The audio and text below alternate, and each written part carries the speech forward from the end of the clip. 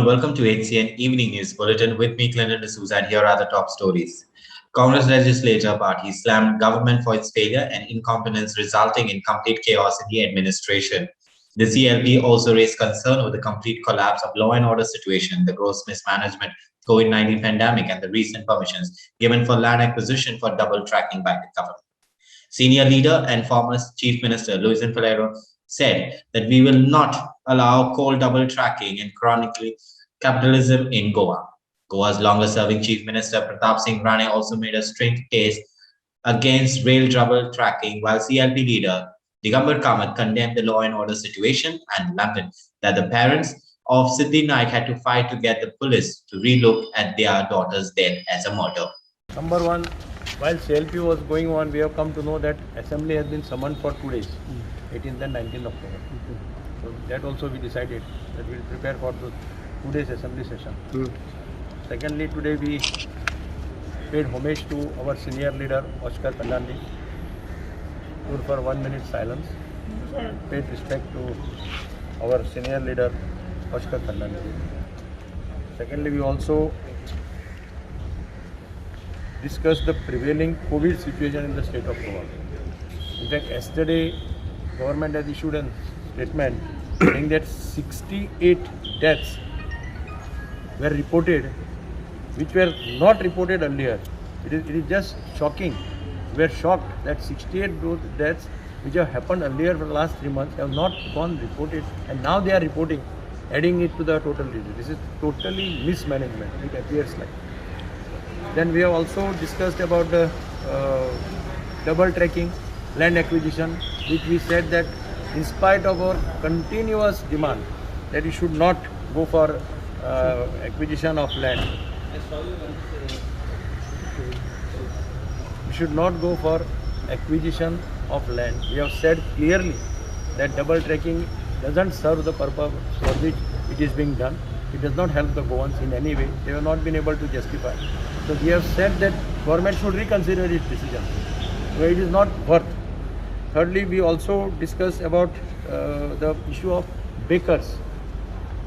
You must have read that pav is going to be expensive from 2nd October. They said it is increasing by ₹1. In 2019, when they increased the rate, I had taken this issue with the government, with the civil supply, because that time we had prepared a scheme. My government had prepared a scheme known as Goinche Dais, which was for traditional occupationists, which included Podes. And that scheme was clearly helping the Podes.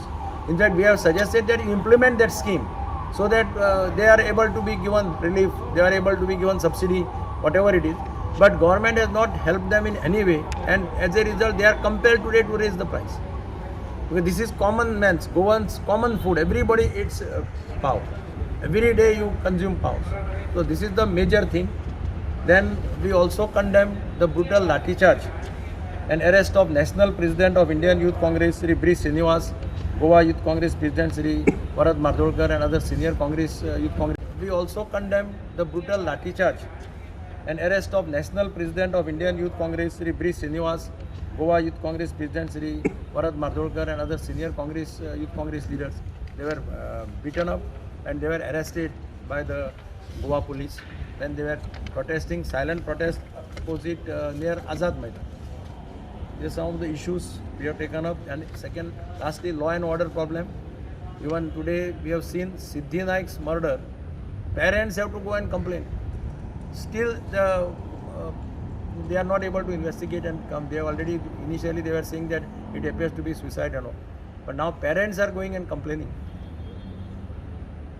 Then we also discuss about the Bhumiputra bill. Now Bhumiputra bill, as we have always said, that it was without any, the documents which are produced under RTI clearly shows that it has not been vetted properly. It has not gone to the various authorities to whom it has to go. There is no clear-cut direction. It was hurriedly put up at 5 o'clock early in the morning. And now, without withdrawing the bill, they are asking for objection suggestion. The bill has become the property of the House. Now, before putting it before the public, it has not become an act, because it has to come back to the assembly. They have to withdraw it first, and then they have to decide for calling objection suggestion. I am told that they have already, somebody said yesterday, some statement came that 150 objections, suggestions have been received. When the bill has been, whatever said and done, bill is before in the house, how they can call for objection suggestion? They have not yet sent it to the governor also for assent. So that shows that this bill has got strong reaction from the general public in the state of Goa. Secondly, we are also insisting that mining should be started as early as possible. Last so many years, they were saying that they will start next year. They will say every Jilla Panchayat election, this are after election, municipal election after municipal election. Now they are saying they have already formed mining corporation, but still nothing is happening. So this is that start the mining as early as possible. We have strongly discussed on very strong issues which are near and dear to Goans. Number one issue. Goa is already made a coal destination. We have signed with Adani to import 5.80 million tons of coal into Goa. We have signed with Jindal to import 5.60 million tons of coal to Goa. I remember late Mr. Manohar Parrikar had said that he will not allow coal import. He will not allow double tracking.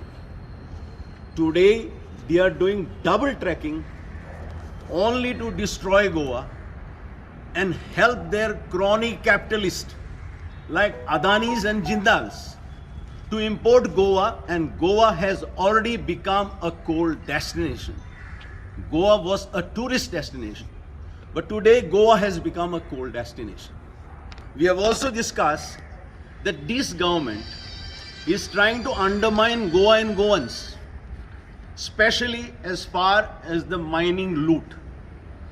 The Supreme Court a few days back, in the month of January, said you have to recover 35,000 crores of rupees of mining loot which was done illegally. Nothing is done. We have miserably failed. We have also discussed about the Bhumiputra Adhikarin bill, that this bill is imposed on Goans, and we as opposition should have been more vocal to oppose it. We should have opposed also the Major Ports Bill. This Major Ports Bill is taking away the rights of Goans, and especially when we are a federal state, it's taking away our law. It's taking away the Munkar Act. It's taking away the Municipality Act. It's taking away the Town and Country Planning Act. It's taking away the Revenue Code. It's taking away all the acts. And this act is imposed on Goans, and we have miserably failed. Now, I am not saying that. The reply to the Assembly by the Honorable Minister for Town and Country Planning, the Deputy Chief Minister, has said that it is wrong, and they have already written to the Government of India. But it is a shame that we have got a BJP government over here and BJP government there, but they have not even replied or bothered to reply the state government. And this and many other issues which are near and dear to Goans will be issues which will be haunting Goans and will be destroying Goa, destroying Goa's ecology. Our honorable leader already said, as far as all the three linear projects, these three linear projects is destroying our ecology, our environment, our forests, our trees, is whatever painstakingly Goans have preserved, it's being destroyed. This we have discussed.